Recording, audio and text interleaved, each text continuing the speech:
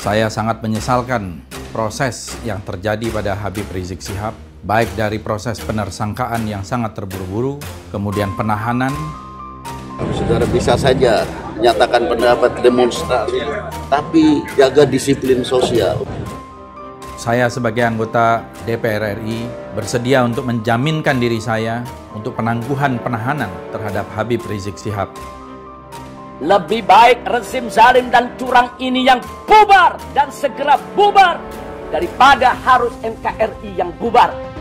Bicaralah dengan santun, jangan maki-maki, jangan menyakitkan hati.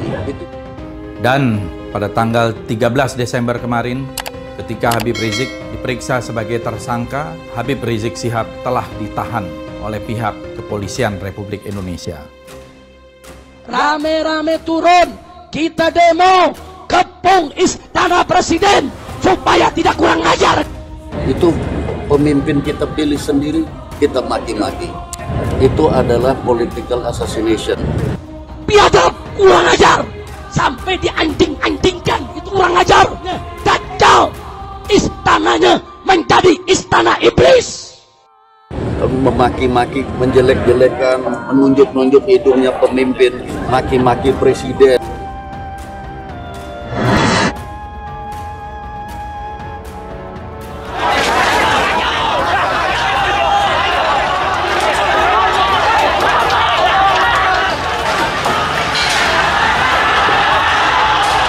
Melakukan demo dengan ngacak-ngacak, bikin kacau, itu kerugian sosialnya sangat besar. Pernyataan ketiga politikus yang bersedia menjadi penjamin penangguhan penahanan Rizik dikomentari oleh mantan Kepala Badan Intelijen Negara atau BIN, AM Hendro Priyono.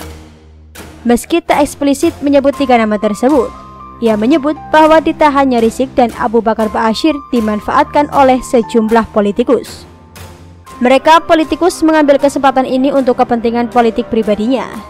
Jangan sampai manuver-manuver mereka yang menyesatkan itu memperbudak pikiran kalian, terutama generasi muda, ujar Hendro Priyono lewat keterangan tertulis pada Senin 14 Desember 2020. Menurutnya, jika terorisme merupakan pohon, maka akarnya adalah radikalisme. Adapun radikalisme yang dikembangkan oleh ABB dinilai telah didukung oleh HRS. Ia mengutip kata Kiai Haji Mustafa Bisri, "Berhentilah mempertuhankan dirimu sendiri dengan mengadili orang lain sebagai berbuat ma'ruf atau mungkar. Berhentilah membenci, menyakiti, atau menghukum orang lain. Kalian dan tak seorang pun dari kita pernah mendapat mandat dari Allah, tidak juga dari hukum negara atau mandat dari rakyat Indonesia. Kalian hanya terjebak oleh para politikus yang menyalahgunakan keimananmu," ujar Hendro Priyono. Masyarakat pun diimbaunya untuk tidak mendengarkan ceramah atau dakwah yang menghasut dan menyebarkan berita bohong. Menurutnya, mereka hanya berteriak membakar hati, seolah-olah membela pemimpin dan membela agama. Sejatinya, mereka hanya mau menunggangi kamu untuk keperluan politiknya atau nafsu pribadinya, ujar Hendro Priyono.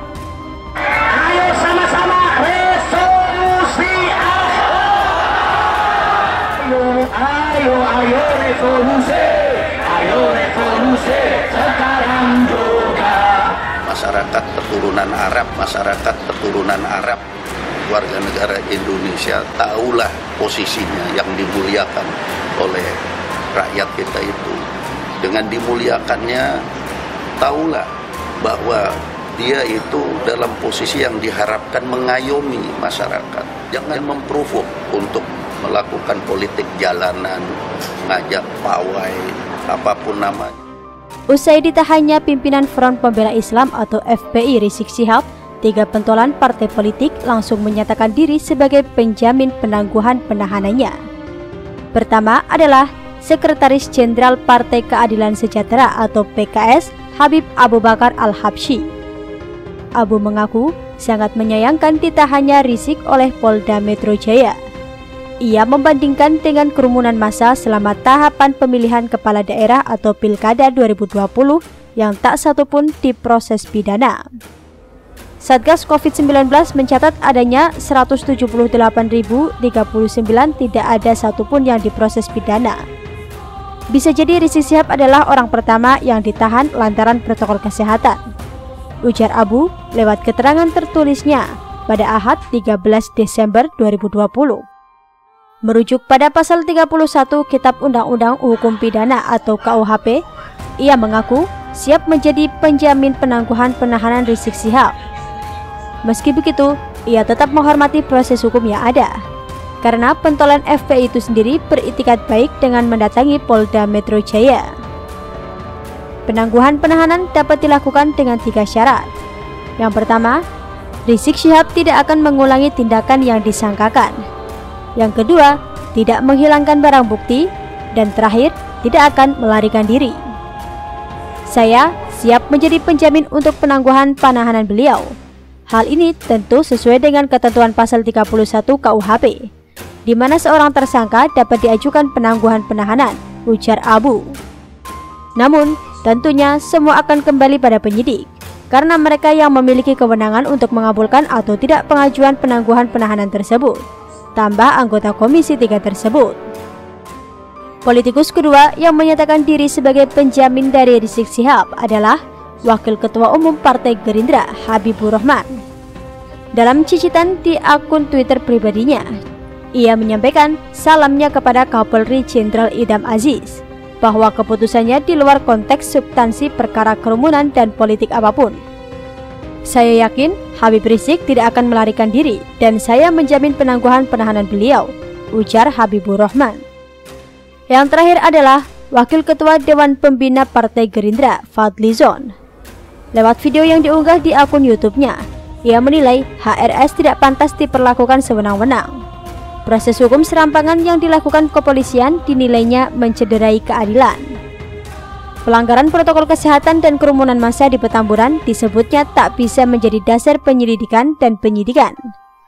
Permasalahan tersebut, kata Fadli, sudah tuntas dengan pemberian denda. Namun, kepolisian sengaja menyeret HRS ke persoalan pemidanaan yang tidak adil. Oleh karena itu, saya sebagai anggota DPR RI bersedia untuk menjaminkan diri saya untuk penangguhan penahanan terhadap Habib Rizik Syihab, ujar Fadli Zon.